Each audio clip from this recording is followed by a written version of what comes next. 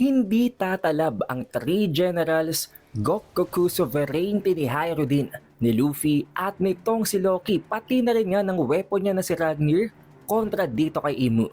Hindi nga man lamang ito umiwas. Sinalo niya ang atake kahit pwede naman siyang mag-evade.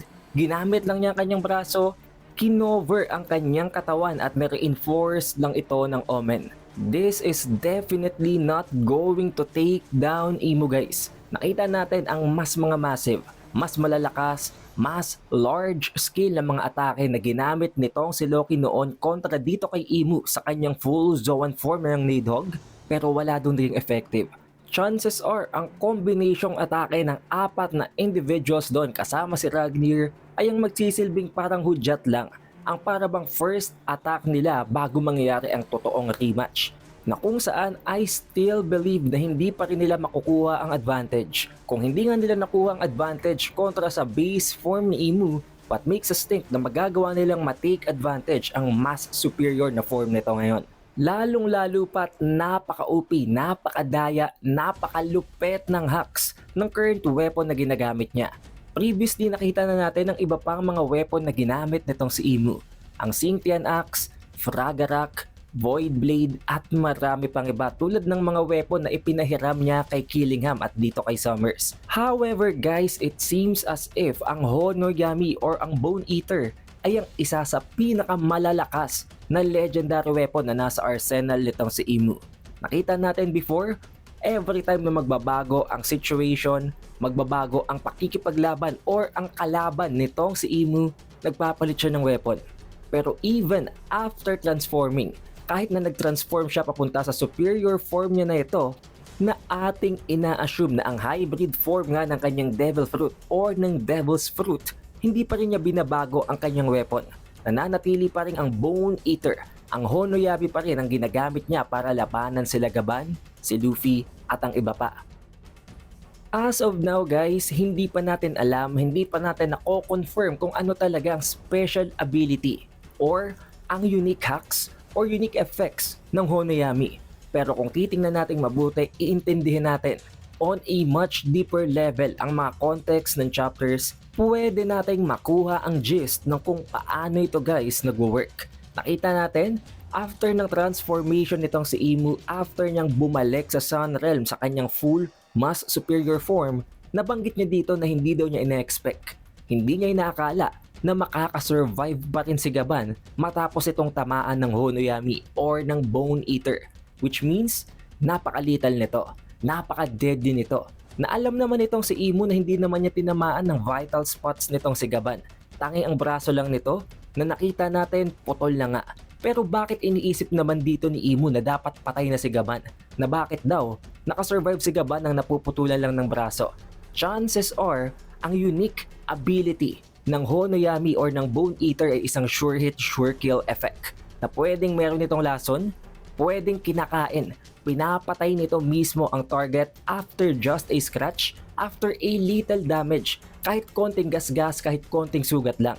At ang rason guys kung bakit hindi namatay si Gaban is that pinutol niya ang braso niya bago mag-spread ang effect na yon. Dahil bakit naman pupuriin itong si Imu na nabuhay at nakasurvive si Gaban after niyang tamaan ng Honoyami? Gayong kitang-kita naman natin sa Clash, and for sure kitang-kita din ni Imu na nadaplisan lang naman ito si Gaban. Surely hindi naman niya ina-expect na papatayin si Gaban ng daplis lang, unless meron niyang ganong klase ng effect ang Honoyami. Now this makes it all the more difficult para dito kay Luffy, kay Hyrule at kay Loki, dahil wala pa sa kanilang nakakaalam kung paano nagwo-work ang sandatang yon. Kung itong si Gaban guys, kahit papano alam niyo na siguro ang gist kaya naputol ang braso niya, pero ang tatlong ito, the very moment na madaplisan, masugatan sila ng kahit na konti ng Honoyami, possible na mag-spread ang effect nun sa kanilang katawan at kung hindi nila maagapan, baka mamatay nga sila. Kitang-kita din natin guys, hindi talaga nagpapalit ng weapon itong si Imu, as if assured siya, confident siya na ang weapon na ito ang magiging pinakamalupit na sandata niya kontra sa mga kalaban niya ngayon. Buti na nga lang guys dumating dito si Hyrule dahil kung hindi, kung tatamaan ulit, madadapresan ulit itong si Gaban ng Honoyami, wala na siyang magagawa. Hindi naman pwedeng kada tatamaan nitong si Gaban ay puputulin na lang niya ang kanyang limb para hindi mag-spread ang effect ng Honoyami. Which means, talagang lifesaver dito itong si Hyrodin. Kung hindi siya dumating, baka patay na ngayon si Gaban at susunod na itong si Luffy. Pagdating naman dito kay Luffy guys, tulad ng binanggit natin sa full chapter review natin sa latest chapter, talagang hindi pala kasama sa ability niya ang pag-heal. Siguro, mas mabilis na recovery lang, tenacity, resilience, rason kung bakit butas nga ang kanyang katawan ng dalawang sword, nakakagalaw pa rin siya. Pero wala siya sa peak. Literally, wala nga siya kahit sa 30% ng kanyang kondisyon. Nagpipilit nga lang itong si Luffy na gumapang para makalapit at makausap itong si Gaban. Nang aatakihin na sila ni Imu, hindi nga man lang siya makatayo, hindi man lang siya makapag-set ng kanyang defense, maitaas ang braso para sa lagi ng atake. Ang nagawa na lang niya, sumigaw dito kay Gaban.